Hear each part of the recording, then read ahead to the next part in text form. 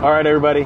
I was able to save that last live session, so I just wanted to come back on because I think we're just having a nice conversation there, and I wanted to see if there was any other further comments that people had to be able to chime in and be able to make sure that I always want these engagements to be live and unique, in that meaning that I'm engaging with you as you're making comments, letting me know that we're on pace, that we're thinking alike, at the same time that you're voicing your thoughts as we're watching this session kind of feed through. Always remember that you can see me and I cannot see you, so I can see the comments, I can see the hearts. That lets me know that, hey, thank you for that. That lets me know that we're on the same same wavelength. And so let's see who we got on here. Got my boy Bernie.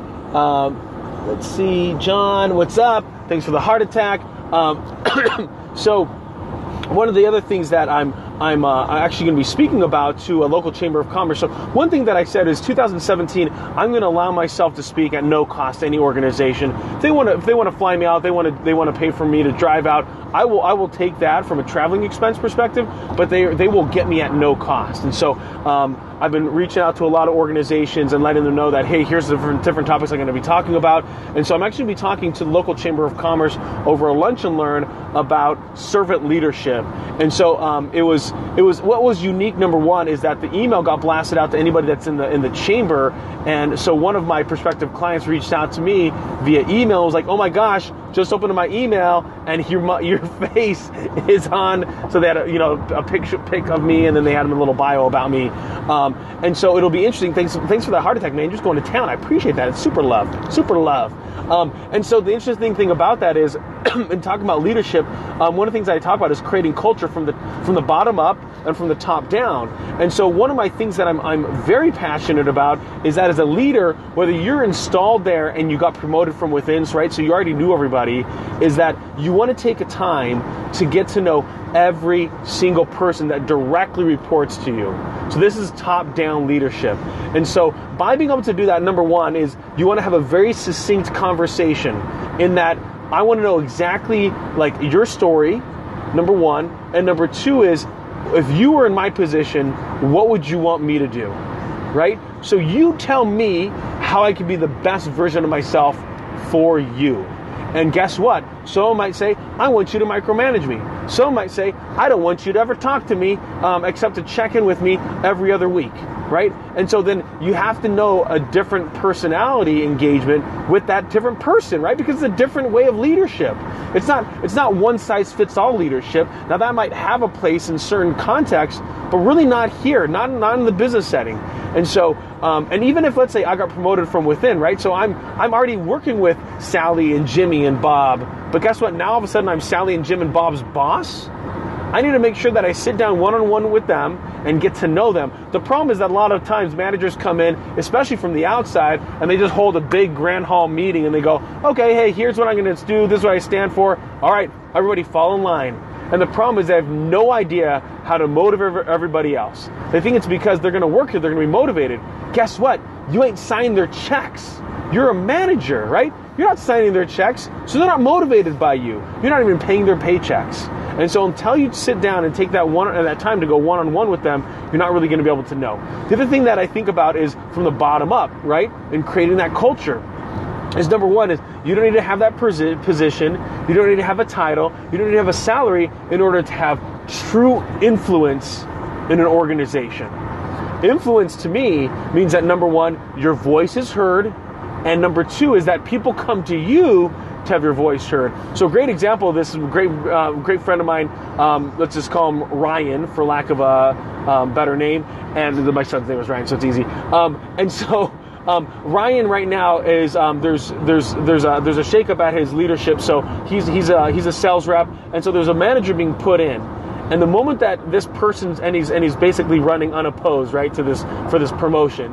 The moment that his name was thrown in there, Ryan got calls from every other salesperson and them reaching out to Ryan and saying, hey, what do you think about this? What do you think about this guy? What do you think about his leadership? Where do you think we're headed? So they wanted to know Ryan's opinion. That is influence. Now, unfortunately, Ryan has no desire to move to that next level because he knows the responsibility and the lack of flexibility that comes with the calendar. So he has no desire to help in that leadership role or that managerial role. And so that often kind of comes for us, right? Number one is know where you want to go in your career, know what you do and do not want to do. For him, the sacrifice of time and family just isn't worth the payoff. Doesn't matter how much he's going to be paid differently in the compensation of things.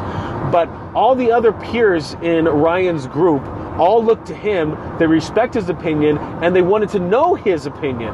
So they want his voice, they want his thoughts, they want his intellect on this. And that, my friends, is influence. Oftentimes people will look at, especially with social media, right? They're going to look at, hey, how many millions of people follow him? How many thousand people follow him? Who cares? It's all about influence, right? So you might be the best friends with one of the largest CEOs, the largest companies in your community, right? They hire over 3,000, they employ over 3,000 people in a 100,000 people community. That's 3% of the population. That is a huge employer in town. And guess what? The person that follows you, that likes your tweets, that comments on all your tweets, follows you and is best friends with them. That right there is influence. But you can reach out to that person that's following you and say, hey, can you get me an audience with that top employer? That, my friends, you could have just one follower, and I'd care more about that one follower than you having 5.1 million. There's no value to that, right? Because influence truly is the ability to, it's true engagement, right? Because without engagement, followers are nothing to me, right? So if you put out a tweet there and nobody likes it, nobody retweets it, nobody reposts it, nobody cares then, right? But if one person cares, that's what matters, right? I totally just slurped that up and spit it on myself. This, by the way, is lemonade, not soda. Thanks for the heart attacks, by the way. Someone is going to town, and I appreciate that thumb, or maybe your indexing finger. That is love. That's true love. That's dedication. And so for me, I care more about the two people here than the other people that follow me, because you're the ones that are taking time to engage with me, to actually have a dialogue here where we can go back and forth. That to me is far more impactful than anything else, right? From a standpoint of numbers, right? Andreas, my man, what's up, buddy? You've been with 7 years of, you're born with 7 levels of connections. Yes, absolutely we are. So that's really where I think oftentimes when it comes to leadership, that's where I want to focus on, that one-on-one conversation, ultimately pulling on those one-on-one conversations. What's that key performance indicator? What's that KPI of that individual? Why do they work? Is it money? Is it promotion? Do they want your job? Do they want development? Do they want leadership? Do they want support? Do they want recognition? Do they want teamwork? What do they need to succeed? They want you to pay for their car, right? Like, figure it out. Ask, right? If I'm at a dealership and they want me to pay for their car, okay, sell one car, sell 2 cars. I'll pay for your car. I don't care. Oh, by the way, I'm gonna let you drive that car off the lot. It's gonna be wrapped in my brand. You're cool with that? Yeah. Now you're basically a driving billboard. I'm cool with that. Yeah, go ahead, drive my billboard all over town. I love that. I'm surprised more dealerships don't do that. By the way, maybe it's because car salesmen they leave. But I would put out almost any car salesperson. I would say, hey, you come work for me. Once you sell X amount of cars every single month, you can drive one of these cars. Oh, by the way, it's going to have a wrap of our business all over the thing of it, right? So it's Sherman On, Nissan cars, and it's gonna be wrapped all over it. Actually, I'd probably do Hyundai. I think Hyundai is a hot brand right now in the United States. I think they've come out with a very high quality. Although if I'm in my community of small town Wisconsin, I would definitely do Ford trucks. Ford to me is like hands down the best truck, but I'm not a truck guy, so I haven't really investigated it. I do like one. It's actually, I'm going to go visit them. Actually, somebody had asked me what I'm going to do in Texas. I'm going to go visit this truck. It's called Diesel Trucks, and I'm going to give them some social media advice. Drive safe. CC the love, bro. Repping the shirt. Look at this. Tell the story. Tell your story. CC the love, everybody. I'm going to pin this guy because I absolutely just love this guy. Love this guy. Like a brother. So I'm repping this shirt. all the way down in all my stories. I'm going to do a carousel later, just promoting my boy CC the Love in these different states that we're in. I'm in Arkansas right now. What a fantastic state. Not a lot going on in Arkansas, just so you know. And then, sorry. Okay, servant leadership, know the key performance indicator. And then once you know that, you don't assume that that's what it is. You get hired, you work with those individuals. That's what it is for year 1, year 2. Don't assume that that's what it is year 3. You make assumptions. You're going to make out of you and me. Boys in the background, we won't say that word. We're going to make an A out of you and me. That's why you don't assume, right? And so people's lives change, right? Dramatic changes happen over 5 years or even over 3 years, right? 3 years ago, a single dad just had moved to central Wisconsin from Milwaukee area. 3 sons. Now, fast forward 3 years later, married. Wife is due in July with the 4th son, right?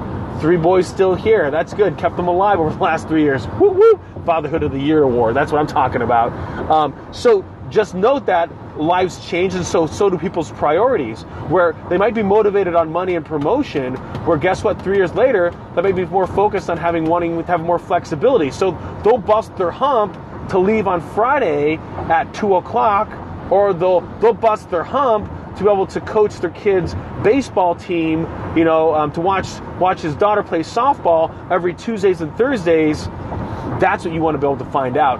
That right there, that's good leadership, is checking in and asking, and then shutting up to listen what people ultimately want. So this, by the way, is a way for me to practice out my servant leadership presentation that I'm going to be having the end of June.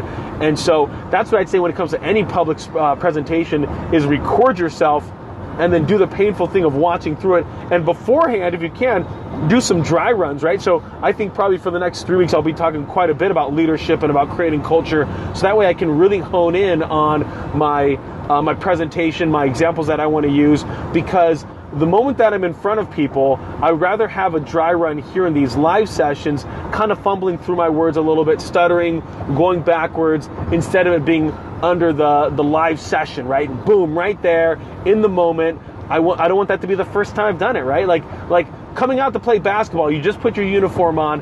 It shouldn't be the first time you going, I've never shot a 3-pointer before. Nah. You probably should have came earlier the day before and should have been practicing, right? Like, that's crazy, right? You should have been practicing the entire season before game time, right? So know what you're going to do ahead of time. The other thing that I would say is, when it comes to running a business, is understand the X's and O's of being a leader, right? So that might mean, yes, understanding the difference between management and leadership, understanding different ways on how you can motivate people to get what they want. It might be understanding how to run an interview. What are the things that you can't ask, right? Like, you can't ask them how old they are. You can't ask them if they're in a relationship. You can't ask them even if they have a car. You can ask them, though, if they have reliable vehicle to get to work. You can ask them if they have a stable relationship. You can't ask them about the marriage, right? You can ask them about family, but very just open. Because the downside of all those is that they can come out as the wrong answer, and you don't want to ever be seen as someone that's discriminating one way or the other. So the thing about that to understand is, as a leader, are you ready in those kind of skills? Do you understand the details? I'm talking about the X's and O's, right? So think about, for playing football, we're going to run different plays, X's and O's on the chalkboard, right? And they're going to go around. Leadership is the same way, right? So do you understand the details of leadership and motivation and inspiration, and can you get that out of people? That really right there is key, right? Because the moment that you understand the details of leadership and management and the difference between the two, that'll help you engage differently with individuals. Do you have a good recruiting conversation? Do you have a process, or are you just doing it differently every single time, running it by the seat of your pants? Not a lot of value. Thanks again for the heart attack. Super thoughtful. Whoever's just pounding that out there, they're pounding it. Plus they're holding it down. I just love that. That's just super thoughtful. And then the last thing that I would say when it comes to just the overall, not the last thing, but just the last thought in all of this, in regards to the X's and O's of leadership and management, is then what what shifts differently from your previous role now that you're in the managerial role? Is it more on development of people, or is it more on the development of process? And understanding the difference between the two, because they're significantly different, right? I can be efficient in a process and a system, but I can't be efficient with people, right? I can't be like, okay, Jimmy, you got 5 minutes, go. Okay, now we build strong relationships in 5 minutes, done, right? But you can do that with the process, right? Like, what's going to be A? Bring in the input, boom, done, boom. We got it, right? So now all of a sudden the ore is going to come in, we're going to separate it out, you're going to burn it, melt it down, and then it's going to go on to the next conveyor belt. Boom. Sergey, what's up? Good morning, guys. Hello from Armenia. What's up? It's 6 p.m. Oh, 6 a.m. Good evening, everyone. Hey, how you doing, John? Good evening to you, my friend. We're driving through Arkansas right now. I'm driving to Houston, full fam time. Then my sons are going to go on the family vacation. I'm going to meet up with a bunch of people down here in Texas on Wednesday and a little bit on Thursday. Then Thursday morning, drive out. On my drive back, Friday morning, actually going to coordinated it. Going to be meeting up with a client in Madison, have a nice face-to-face conversation. Then from Madison, going to drive up to Wausau and have a closing meeting. That one should go really, really well. I'm super excited about that. Just woke up and like Sherman is doing a live stream. Yeah, buddy, trying to do a different time so I can get some more people. Hi guys, 7 p.m. in LA. Yeah, LA time. Whoop, whoop, West Coast. LA's crazy. Love the pop-up, man. Love the updates on the pop-ups. Love what's happening on the pop-ups, by the way. So you know, Sergey, I'm wearing a CC the Love. That's why CC the Love is pinned down here. We're promoting CC the Love. Go check out his profile. Go get yourself a shirt. You can tell your story. Love this guy. Like love him like a brother, right? Not like love him like Reset Case does. That's a different relationship. That's his partner. That's not. I don't love CC the Love that way, right? CC the Love, we're like bro time. Let's see. Hey John, what's up, John? 10:40 p.m. Nice. Rochester, NYC. Not New York City. Sorry, NY. Sorry. I don't know why I did that. I just did. Got it. Yeah. So that's why he's pinned up there. And I'm tagging CC the Love all the way down from Wisconsin in my shirt, tagging it all the way down until I get down to Houston. So let's see. Let me check it. Yeah, please check it. Yeah, I thought you'd find that funny. I bet Reset Case would find that funny too. I know a lot of you by your screen name, not by your real names. And it's Chidere Chime, but I think I mispronounce it. So sometimes I'm just like, forget it. CC the Love is a lot easier for me. No offense, CC. So let's see. I love that we can get together, by the way, in this context. Right here we have Armenia, we have LA, we have New York, and we have basically Arkansas, or Central Standard Time Zone, right? And we can connect. It's just tons of fun. It's really awesome. By the way, I got my three sons back there. They're hamming it up. Jasper, call me JJ. What's up, JJ? I like that, JJ. What's up, Gav? What's that? What did he say? Do you need to go to the bathroom? What are you doing? I'm doing a live session, dude. My son's asked me what I'm doing. So they're playing tablets right now. They're playing their games, and so I'm having a little live session. So I can have some fun, right? So they're having fun, I'm having fun. I love slide live sessions. So that way we can interact and engage, have a really good time. Gotta love the live session. By the way, I'm driving in a minivan, which is kind of funny. So I get to I love people in Wisconsin, by the way. They're just super thoughtful. And I'm surprised if you ask, those people will just deliver, right? So I'm just telling the lady, oh yeah, I'm driving down to Houston in a day. She's like, oh wow, that's a lot. How long's the drive? Like 19 and a half hours. And then I was like, I got my three sons with me. She's like, oh wow, how would you like a minivan? I said, oh, it's a free upgrade. She's like, yeah, I'll take care of that for you. Boom, puts me in a minivan that's only got 1,000 miles on it. It's still got the new car smell. My son was so appalled by the new car smell, he thought it smelled like poop. But that's pretty funny. Let's see, JJ. What's up, JJ? JJ, just so you know, we got CC the Love tagged here, so that way you go check out his profile, check out his shirt, get yourself hooked up on his shirt. I'm repping a CC the Love shirt all the way down to Houston, Texas.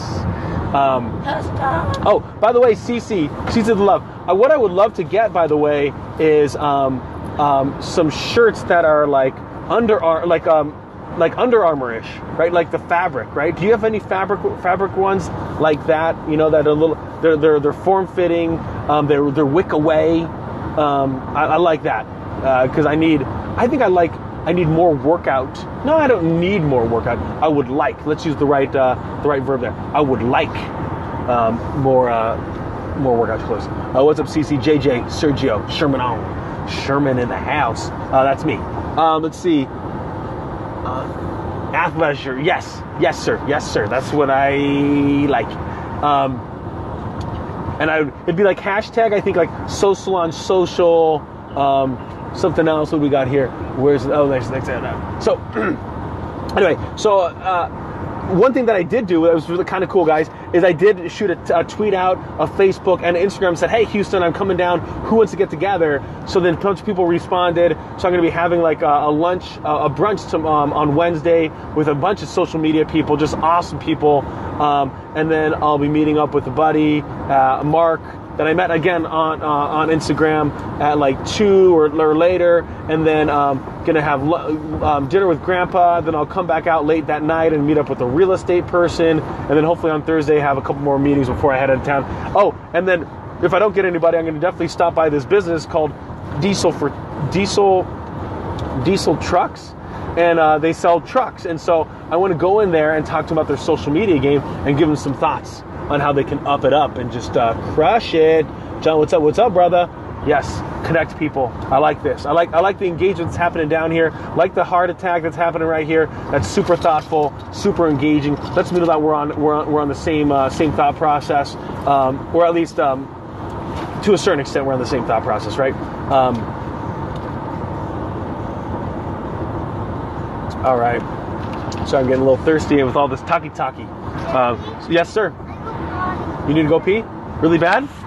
Okay, next exit, okay? And then we'll obviously have to go pee here. Which will be sweet.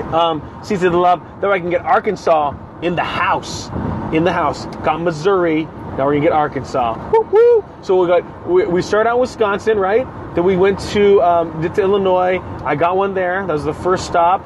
And then, dude, you gotta wait until. Can you wait until the next section? Do you mean to pull on the side of the road? What's that? Okay, so you can wait till the next exit. Okay, he started doing the shimmy shake. That gets me nervous. If you start doing the shimmy shake, you start grabbing the tool. Then we know it's time to pull over, put the yield lights on, and have you aim it off into the grass.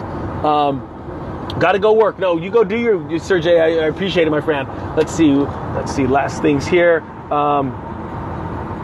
Private label coffee. That's fun. What's up, brother? Private label coffee, John. I like that. Got to go to work. Do your thing. Journey. Good day. Good evening, everyone. Good to you, man, friend. Have a good day, Sir Jay. Yeah. So again, I will always leave it out there, guys. If I could be of any, I think it's all guys here. If I can be of any value to you, please let me know. I want to be able to be supportive of you in your journey to just crush it, whatever that might be, right? So I do have a couple people that do just reach out to me and just say, hey, I'm having a tough time. You seem to be a really positive guy, so would you just chat with me for a little bit? And I'm like, yeah, dude, I'll chat. Just note that I'm probably going to respond via video, but you can just respond via text. Don't feel like you have to do video just because I do. Just because I'm much more comfortable in this kind of context. Plus, I'm typically on the go, so it's a lot easier for me to be able to press record, let the baby go, and then I'll just send it to you, even though it might take a little bit longer to send versus like me trying to thumb something out. Anyway, so wish you all the best, everybody. Have a fantastic night. Appreciate the attention. Appreciate the heart attack. Love, guys.